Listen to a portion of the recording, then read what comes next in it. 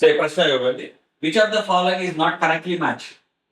So సరి కానటువంటి జత క్రింది వాటిలో ఏది సరిగ్గా జతపరచబడలేదు, సరికాని జతను గుర్తించండి అని అడుగుతున్నారు. సో మొదటిది హిందూ విడోహం, హిందూ వితంతు శరణాలయం. సో దీన్ని స్థాపించినటువంటి వ్యక్తి డికే కార్వేనా. అలాగే ఆర్య మహిళా సమాజ్, సో పండిత రమాబాయి సరస్వతి. దయానంద్ ఆంగ్లో వేదిక్ కళాశాల, డిఏవి కళాశాల అని అంటాం, డిఏవి కాలేజ్. దీన్ని స్థాపించినటువంటి వ్యక్తి లాలా హన్స్రాజ్.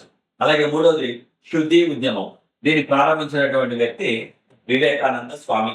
సో ఇవి నాలుగిట్లో సరిగా అంటే మూడు సరైనవి ఉన్నాయి, ఒకటి సరి కానటువంటిది ఉంది, సరి కానిది గుర్తించండి అంటున్నాం. సో సరి కానిది ఏంటంటే ఇది సరికానిది శుద్ధి ఉద్యమం. సో శుద్ధి ఉద్యమాన్ని స్వామి వివేకానంద ప్రారంభించలేదు. శుద్ధి ఉద్యమాన్ని ప్రారంభించినటువంటి వ్యక్తి దయానంద సరస్వతి. సో శుద్ధి ఉద్యమం యొక్క ప్రధాన ఉద్దేశం ఏంటంటే హిందూ మతంలో నుంచి ఇతర మతంలోకి వెళ్ళిన వాళ్ళను తిరిగి హిందూ మతంలోకి తీసుకురావడం కోసం దయానంద సరస్వతి శుద్ధి ఉద్యమాన్ని ప్రారంభిస్తారు. కాబట్టి ఇక్కడ మనకు వివేకానంద ఉంది కాబట్టి ఇది తప్పుగా జతపరచబడింది ఏంటంటే డి. సో డి అనేది దీనికి ఆన్సర్. మిగతా మూడు కూడా కరెక్టే ఉన్నాయి. హిందూ విడోహం, హిందూ వితంతు శరణాలయాన్ని డికే కార్వేనే ప్రారంభించాడు.